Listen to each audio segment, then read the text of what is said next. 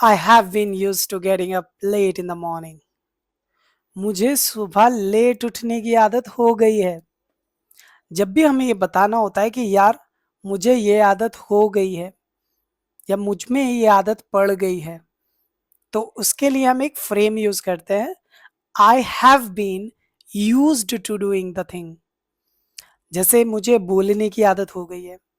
I have been use to speaking. मुझे सोचने की आदत हो गई है। I have been use to thinking.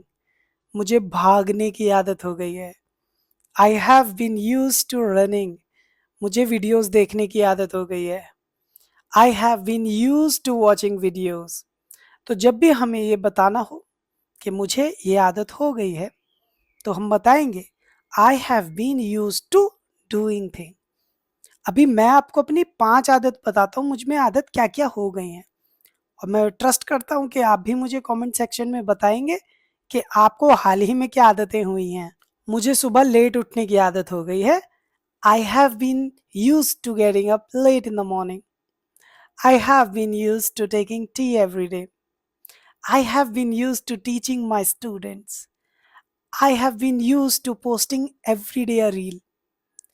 I have been use to watching movies. मैंने अपनी 5 आदत बहुत आसानी से आपको बता दी हैं। आपको भी यही करना है। आपको अपनी 5 आदतें बतानी है कि आपको क्या क्या आदत हो गई हैं।